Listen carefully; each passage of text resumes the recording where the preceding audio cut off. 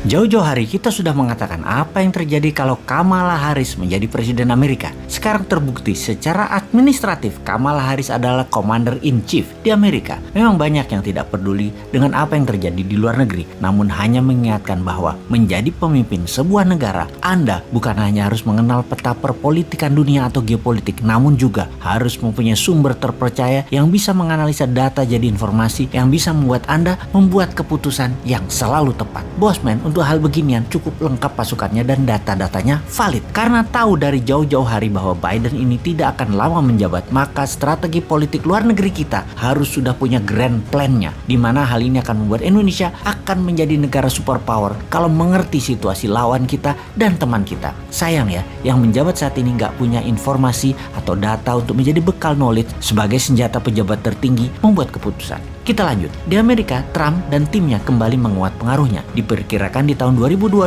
nanti dalam pemilihan awal, agaknya Partai Republik akan menyapu bersih Partai Demokrat di Senat dan di Kongres. Trump saat ini adalah pengendali Partai Republik di Amerika. Kemungkinan besar kebijakan Amerika di tahun 2022 adalah mulai serang Tiongkok secara lebih frontal. Hot war akan mungkin terjadi, walau dunia lebih senang dengan Cold War, perang spionase, perang intelijen, perang dagang, perang cuaca, namun agaknya hot war bisa terjadi dan ground floor-nya atau battlefield-nya adalah Taiwan. Kita semua mengetahui setelah Tiongkok meluncurkan virus kemudian muncul vaksin dan kemudian PCR. Di Indonesia doang sih PCR, kalau di negara lain PCR itu buat yang sakit. Di sini di Indonesia PCR tuh buat semuanya, yang sakit kayak terutama yang sehat. Semua itu lebih kita kenal dengan istilah pandemi. Ini semua adalah masalah demand dan supply. Dalam bisnis, kemampuan create demand adalah kunci sukses. Untuk pandemi kali ini kita tidak usah jelaskan mana yang supply, mana yang demand. Anda pasti sudah pinter. Kemudian masalah climate change. Ini hanya akal-akalan istilah. Lebih tepat kata-katanya bukan climate change, tapi climate warfare atau perang cuaca. Perang cuaca juga merupakan rencana bisnis, yaitu create demand dan menyediakan supply. Kita semua tahu cuaca ekstrim tercipta akan mengakibatkan kekurangan pangan di seluruh dunia. Kita menengok sedikit. Artificial food berbasis plant atau tanaman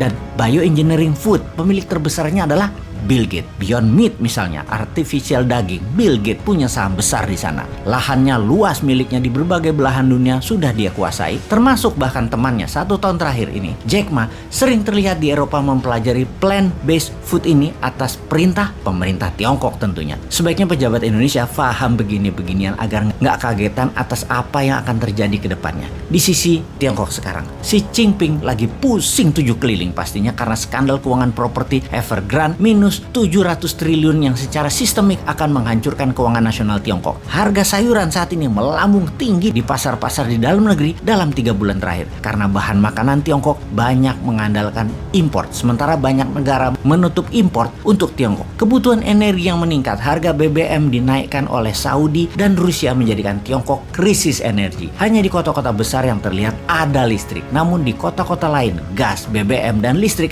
bermasalah besar di Tiongkok. Aktifnya mesin-mesin produksi ternyata membuat cuaca ekstrim terjadi di Tiongkok yang menyebabkan polusi berat hampir di semua wilayah pantai timur Tiongkok. Efek gejala memburuknya keadaan dalam negeri tersebut terjadilah panik buying di masyarakat saat ini. Rencana Xi Jinping untuk tidak kehilangan muka di dalam negeri, yaitu Tiongkok berjanji akan melakukan aneksasi atau penggabungan Taiwan, agaknya akan menjadi isapan jempol. Tiongkok tidak akan punya kekuatan logistik diperkirakan untuk menyerang Taiwan. Makanya kalau Newman jadi Commander-in-Chief di Indonesia, maka seluruh produk yang menuju Tiongkok alias barang ekspor ke Tiongkok seperti batu bara, nikel, dan bahan baku lainnya ditahan, jangan dikirim. Maka Tiongkok pasti panik, akan bertekuk lutut itu Tiongkok di depan Newman. Lalu seperti Putin dengan Trump, dijadikan Trump Presiden Amerika di 2024 dan Indonesia harus bermain. Jadikan Trump di tahun 2024 Presiden Amerika, namun pastikan hutang IMF Indonesia dinolkan, lunas. Tirulah cara Putin tersebut. Lalu apa yang kita lakukan? Cyber army para buzzer akan dipakai untuk memainkan ke negara adik kuasa tersebut, yaitu untuk memenangkan Trump. Sesekali kita pakai cara Rusia gitu loh, hajar Tiongkok gabung Amerika, namun Turki